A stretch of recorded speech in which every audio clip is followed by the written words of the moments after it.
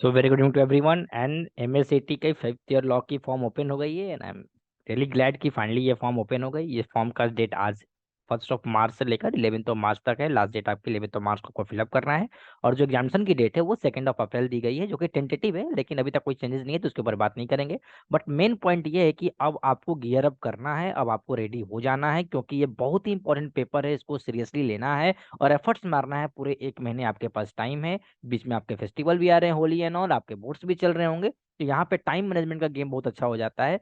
इसलिए आप लोग की सहायता के लिए एक अच्छे से हम लोगों ने टेस्ट सीरीज भी लॉन्च किया है, जो टेस्ट सीरीज की प्राइस सिर्फ 749 है विद सर्टेन डिस्काउंट, जिसमें आपको live sectional test nearby 8 to 10 मिलेंगे, आपको लाइव मॉक मिलेंगे 8 to 10, आपको लाइव क्लासेस मिलेंगे, आपके डाउट्स क्लियरिंग सॉल्व होंगे, आपको मेंटरशिप मिलेगा और थ्रू आउट आपकी जर्नी को हम लोग सपोर्ट करेंगे। तो अगर आपको यहाँ तक इनरोल नहीं किया हमारे टेस्ट सीरीज में, तो आप जल्द से जल्द इनरोल कर लें। अब बात करते हैं कि एमएससीटी की फॉर्म कैसे फिलअप करेंगे, क्योंकि बहुत बच्चों को कंफ्यूजन होता है कि कोई बहुत सारे डिटेल्स फिलअप करने होते हैं।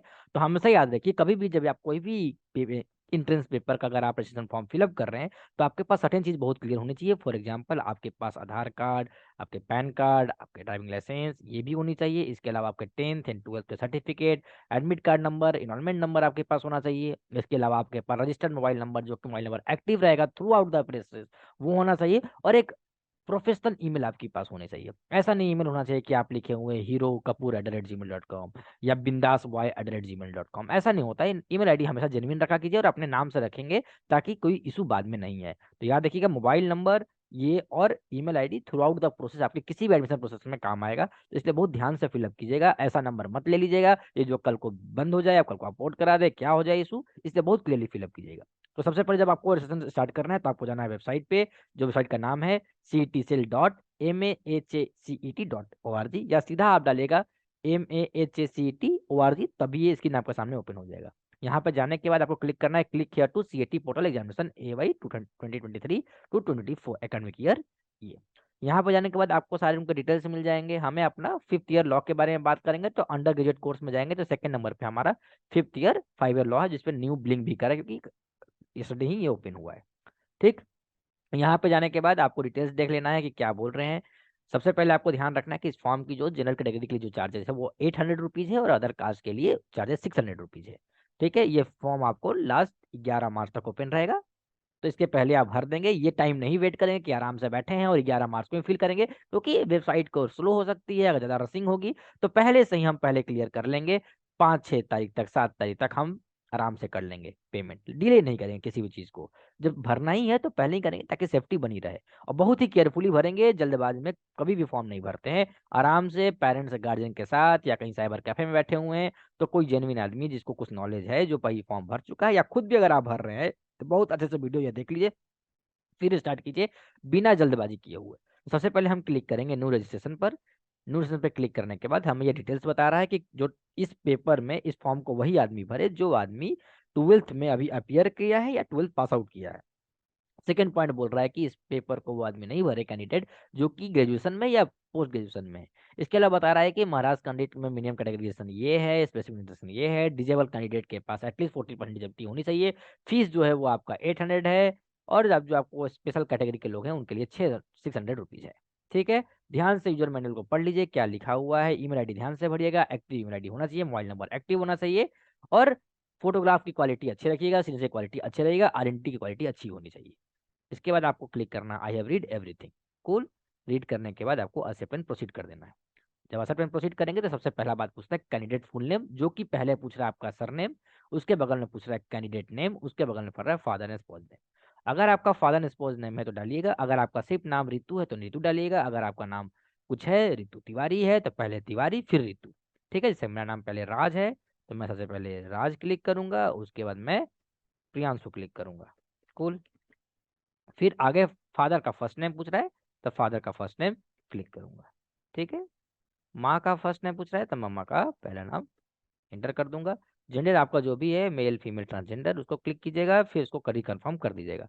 डेट ऑफ बर्थ जो आपका है वो डेट ऑफ बर्थ अपना फिल कर दीजिएगा ध्यान से, ताकि इशू नहीं है। रिलीजन बहुत क्लियरली जो आपका रिलीजन है उसको आप फिल कर दीजिएगा। फिर आप किस रीजन से बिलोंग करते हैं, रूरल या अर्बन।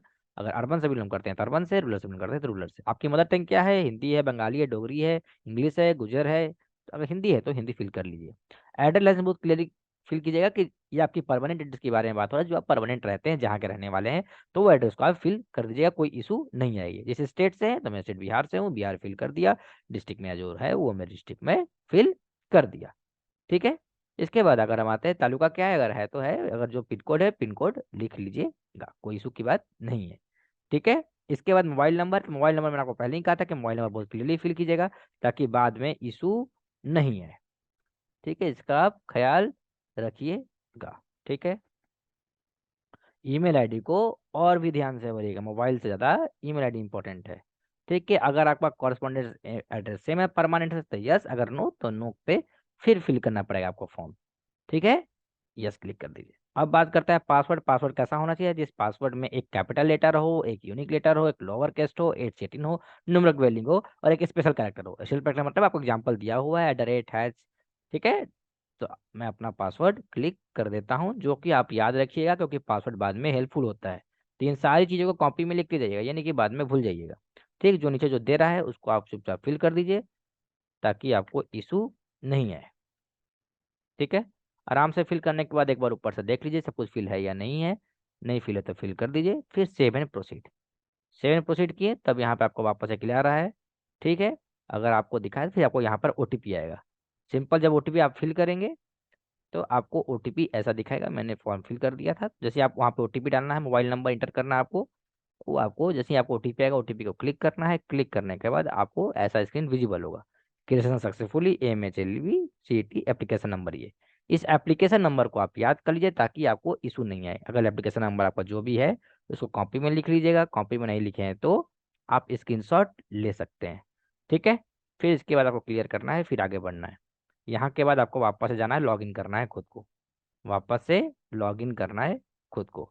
तो लॉगिन करने के लिए सीधे जाइए होम पे, होम पे अपने आप को ऑलरेडी कैंडिडेट पे लॉगिन कर दीजिए। लॉगिन करने के बाद अपना जो एप्लीकेशन नंबर है, जो पासवर्ड है जो मैंने बोला था याद करने के लिए, वो वापस से इंटर कर देना है। ठीक है। यहाँ तक कोई इशू आई गेस नहीं होगी। ठीक, पासवर्ड को इंटर कीजिए। इंटर करने के बाद आपका ये साइन इन हो जाएगा। देखिए साइन इन हो गया, लेकिन लिख रहा है कि application process incomplete, please fill up the form step by step. तो पहले क्या एप्लीकेशन फॉर्म क्या है, इनकम्प्लीट है, जिसमें रजिस्ट्रेशन डिटेल आपको फिल करना है, फिर आपको candidate type and reservation detail है। ये मैंने कंप्लीट कर दिया था, मैं वापस आपको दिखाता हूँ, कोई इशू नहीं है। अगर आपका जब से कैंडिडेट डिटेल में दिखाएंगे कि आप क्या आपकी क्वालिफिकेशन है, क्या आपका डिटेल है, तो सबसे पहले आता है candidate type and other reservation detail. तो अगर आप अदर महाराष्ट्रियन है तो आप ओएमएस पे क्लिक कीजिएगा। अगर आप ओएमएस पे क्लिक किए तो कोई इशू ही नहीं है आपको। अगर आप महाराष्ट्र से हैं तो उसमें आपको 5 पार्ट देता है, type A, type B, type C and type D. Type A पे क्लिक कीजिएगा तो टाइप ए के बारे में बताएगा, टाइप ए क्या होते हैं। तो कह रहा है कि टाइप ए वो कैंडिडेट होंगे जो कि पास हुए हैं 10th और 12th महाराष्ट्र से, और जिनका डोमिसाइल महाराष्ट्र में है। As simple is this. ठीक है, या तो वो महाराष्ट्र में बॉर्न हुए हैं। ठीक, फिर कह रहा है टाइप बी क्या है। टाइप बी सेम कह रहा है कि कैंडिडेट 10th और 12th पास आउट हुए हो, उनके माँ या बाप में से कोई भी, पिताजी या माताजी में से कोई भी एक आदमी का डोमिसाइल महाराष्ट्र का होना चाहिए।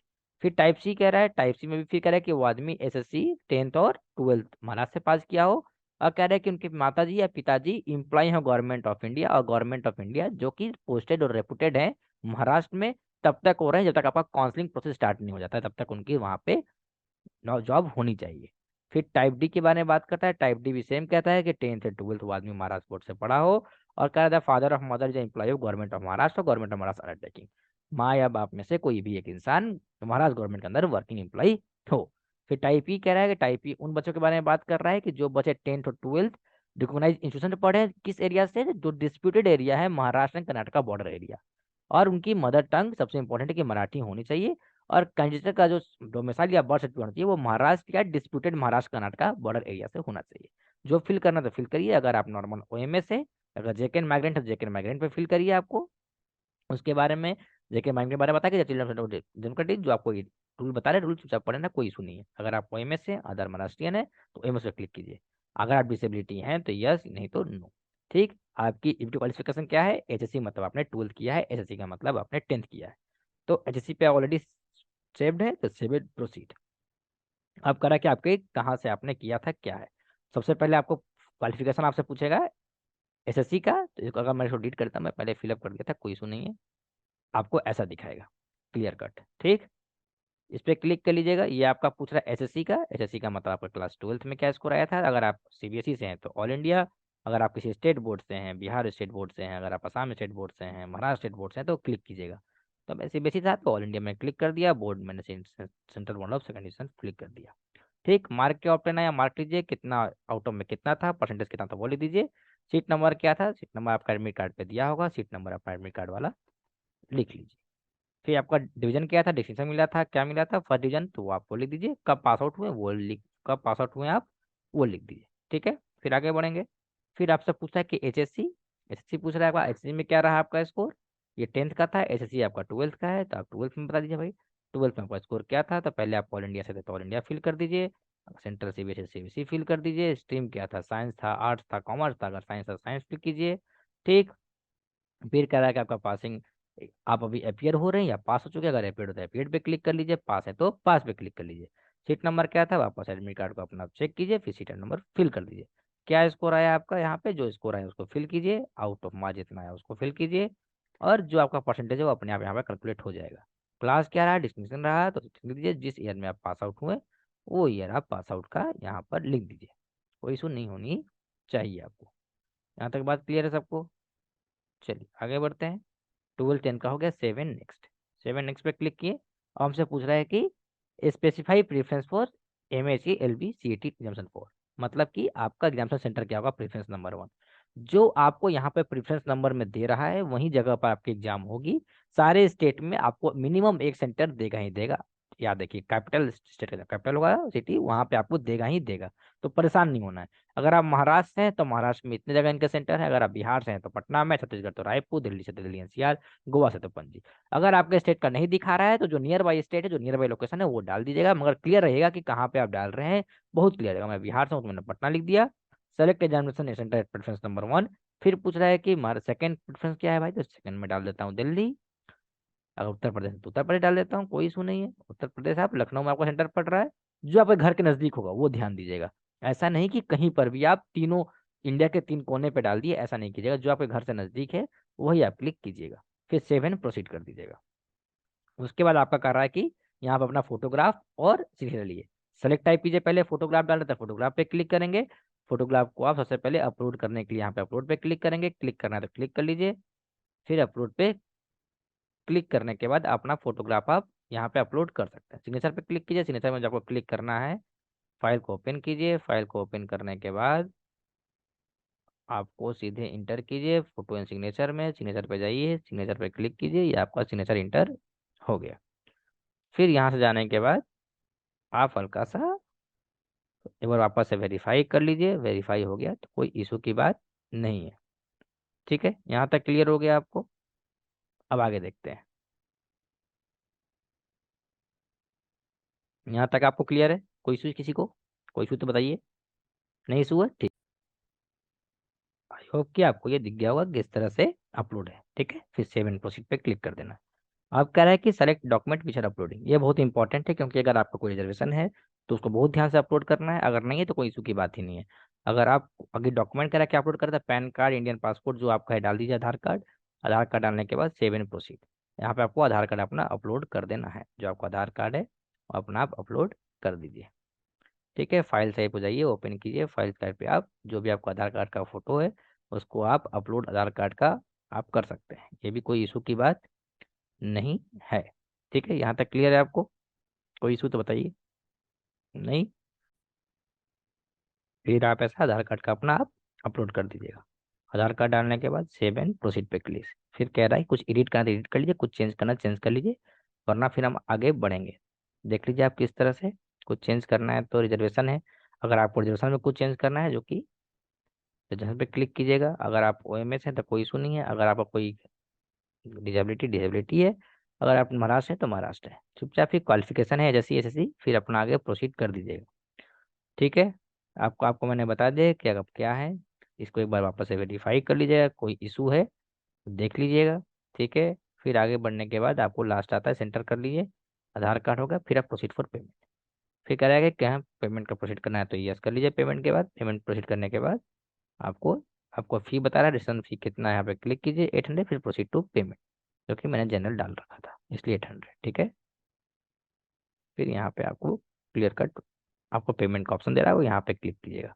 अगर आपको वीडियो पसंद आ गई होगी तो लाइक कीजिएगा, और इसके अलावा अगर आप एमएससी टेस्ट की तैयारी करना चाहते हैं तो आप एमएससी तैयारी कर सकते हैं। That's was my time, thank you so much.